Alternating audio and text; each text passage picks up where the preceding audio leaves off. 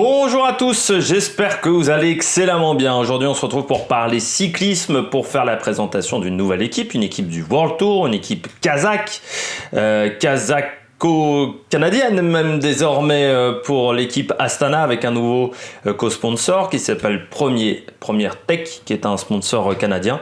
Un gros changement quand même pour Astana dans cette année 2021. Je parlais d'AG2R avec l'arrivée de Citroën, c'était aussi un gros changement. C'est pareil pour Astana. On reviendra là-dessus à partir du moment où on parlera des transferts. On va revenir sur l'année 2020 d'Astana, qui n'a pas été une mauvaise année, avec des victoires très intéressantes. Déjà, un Tour de Lombardie pour Jakob Fuglsang, ce qui est quand même pas mal. Le Giro della Emilia pour Alexander Vlasov, qui avait remporté déjà une étape du Tour de la Provence et aussi la Mont Ventoux dénivelé challenge. Donc voilà, c'était des courses où en plus la Mont Ventoux dénivelé challenge au mois d'août, il y avait eu un beau plateau, il faut s'en rappeler. Il y a eu également Lutsenko qui a remporté une étape du Tour de France, comme Yon Izagirre a remporté la 6e étape de la Vuelta et une victoire également pour Miguel André Lopez sur le Tour de France. Qu'est-ce qu'on a eu d'autre? Également le championnat d'Espagne sur route pour Luis Leon Sanchez, Fuglsang qui avait remporté également une étape du Tour d'Andalousie, de la Ruta del Sol, même 3 étapes de la Ruta del Sol, pardon.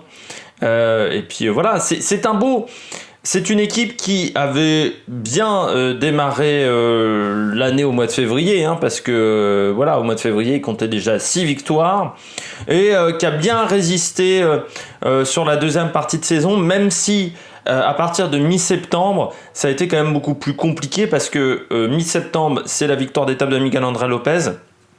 Et ensuite, après, à part la victoire de Yon Izagirre, il n'y a plus grand chose à se mettre sous la dent du côté des bons résultats du côté de Astana. Donc c'est une équipe qui a fait un gros mois d'août, un bon mois de septembre. Après, ça a été compliqué, un Giro difficile, une Vuelta également pas incroyable de la part de l'équipe kazakh. Et puis surtout des tractations en coulisses. On savait qu'il y avait des petits problèmes financiers. C'est vrai que le Kazakhstan, qui met beaucoup d'argent dans Astana, il faut le dire, avec des résultats qui n'étaient pas forcément incroyables, et l'envie d'avoir un co-sponsor.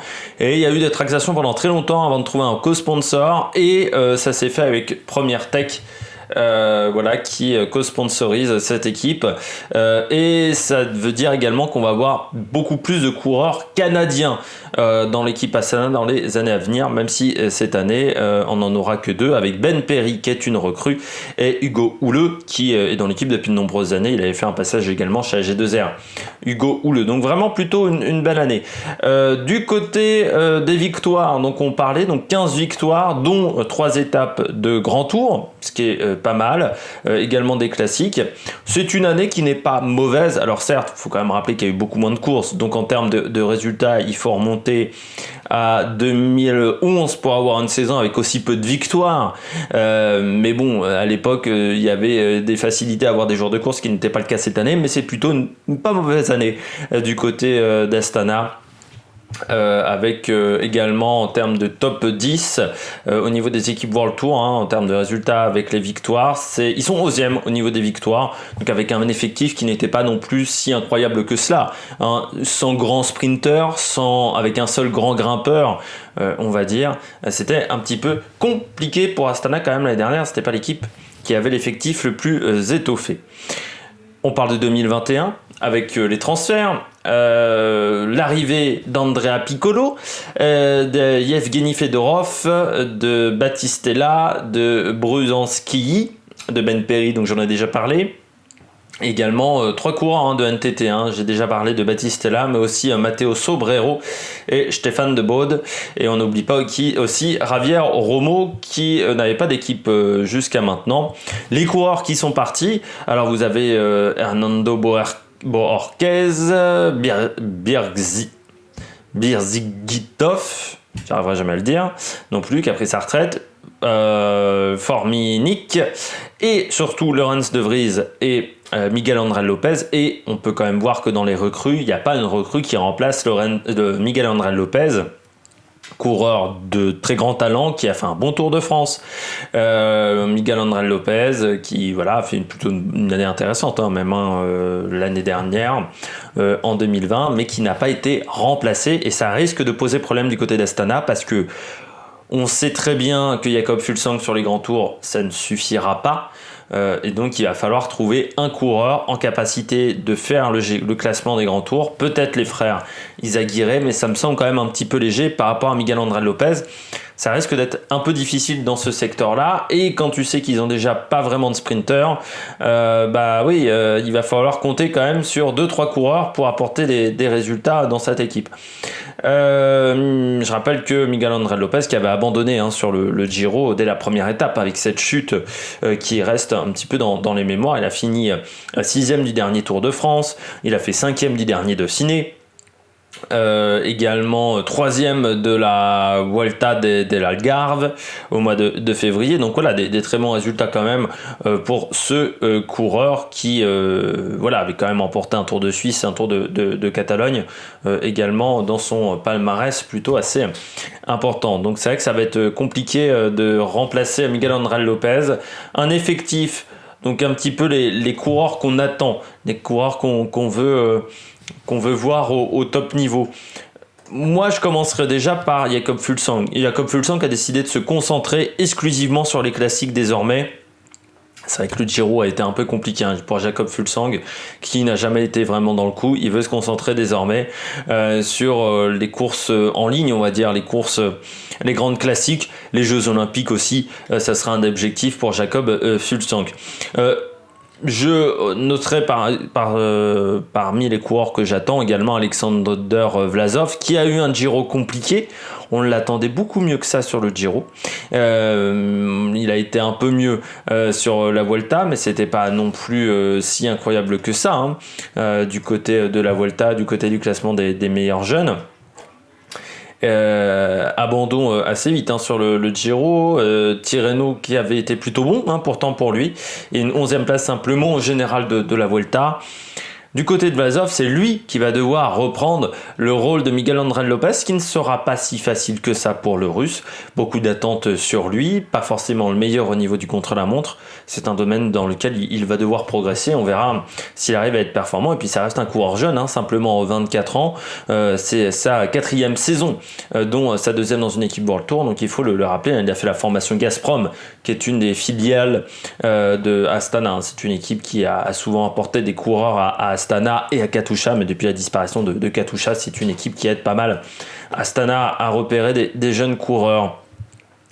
On notera également Battistella. Alors Battistella qui est un coureur encore très jeune, l'Italien, qui n'a pas de grands résultats quand même dans son palmarès, mais qui a été champion du monde junior en moins de 23 ans. Première année, on va dire, chez NTT, chez les professionnels, ce qui n'était pas forcément facile, parce qu'une équipe où il y a eu pas mal de problèmes financiers, pas mal d'aternoiements derrière, de tractations en colis, c'est jamais facile de démarrer une carrière dans une équipe comme celle-là. On attendra donc cette année pour voir peut-être le vrai talent de notre ami Battistella, qui pourrait peut-être décrocher des très très bons résultats. Même si c'est pas le champion du monde junior qui est arrivé avec le plus gros palmarès chez les professionnels sur ces 4-5 dernières années, Battistella, l'Italien. Pardon. On continue avec les coureurs qu'on va suivre. Bien entendu, Lutsenko, excellent puncher, mais c'est un coureur qui manque encore un petit peu d'intelligence tactique. C'est un coureur qui manque d'intelligence, c'est-à-dire quand il est très fort, souvent il le montre un peu trop à ses adversaires. Et quand il est dans un mauvais jour, il n'arrive pas à contrecarrer les plans de ses adversaires. Donc c'est là-dessus aussi où il va devoir retravailler Lutsenko. Après, c'est vrai que cette équipe-là, en termes de... Il y a 30 coureurs pourtant, ils sont 30 ou 31. C'est-à-dire, c'est pas une équipe qui a un petit effectif en termes de taille. Par contre, en termes de qualité, c'est pas si incroyable que ça. On attendra également les frères Izagirre, Yon et Gorka, qui voudront se montrer. Yon Izagirre qui a pas eu une grande Vuelta. comme son frère en passant, hein, parce que c'est vrai que les deux ont raté leur Vuelta, les deux n'ont pas eu de très grands résultats quand même ces dernières années, les frères Izaguirre, c'est vrai que c'est un petit peu décevant ces derniers temps pour ces deux coureurs qui ont déjà 31 et 33 ans, c'est-à-dire qu'ils sont pas si jeunes quand même, hein. Donc il faudra voir s'ils arrivent à être performants dans les années à venir, et surtout cette année, ça va être très important pour eux de remporter des courses un peu plus importantes que simplement des étapes de Paris-Nice, des étapes par-ci par-là. On les attend à un niveau un peu meilleur quand même, les frères Izaguirre. Ils déçoivent assez régulièrement les deux frères espagnols. Et puis on n'oublie pas Luis León Sanchez, capitaine de route, qui continue à 37 ans. Un peu un monument du cyclisme désormais, Luis León Sanchez, qui est assez surprenant parce que c'est un coureur qui a commencé quasiment tête d'affiche, qui a eu des petites démêlés avec des affaires de dopage quand même, hein, il ne faut pas le négliger, et qui après a quand même continué le cyclisme un peu à la manière d'un Richard Virenque, mais il ne joue plus le général des courses, maintenant il joue les étapes coup par coup, et c'est assez intéressant de voir qu'un coureur comme Luis León Sanchez, qui a démarré au top chez Caisse d'Épargne, arrive toujours à trouver de la motivation pour être au top dans les équipes. Et puis on n'oubliera pas également Harold Terrada, qu'on espère voir un meilleur nouveau, parce qu'il promet beaucoup ce Colombien, mais pour le moment on n'a pas vu de grands résultats, surtout l'année dernière de la part de Terrada, donc on attendra le Colombien un peu mieux. Il était sur la Vuelta ou sur non, il était sur le Tour de France, pardon, Terrada, il avait fait un Tour de France assez moyen. Et puis on ne l'avait pas vu après le Tour de France, parce qu'il avait participé au championnat du monde, mais il avait abandonné. Mais voilà, l'année 2020 n'avait pas été très incroyable pour Terrada, donc on attend un peu mieux de coureurs colombiens, sinon ça risque d'être un petit peu compliqué pour lui lors de la suite de sa carrière. J'espère que vous avez aimé cette vidéo. Si vous avez aimé cette vidéo, n'hésitez pas à réagir dans les commentaires, n'hésitez pas à vous abonner à la chaîne également, n'hésitez pas à mettre la petite cloche, comme ça vous êtes au courant des dernières vidéos qui sortent sur la chaîne, et je sais que ça sort de manière très irrégulière sur la chaîne, donc c'est pour ça je vous conseille de mettre la petite cloche si vous voulez pas rater du contenu de qualité pour se l'inventer un petit peu. Et puis n'hésitez pas à mettre un pouce bleu, ça fait toujours plaisir. Puis n'hésitez pas à mettre dans les commentaires les coureurs que vous attendez chez Astana, et un peu vos prédictions du côté d'Astana pour l'année prochaine. Et ben voilà, on se retrouve pour de nouvelles aventures sur la Mec Production. Ciao ciao.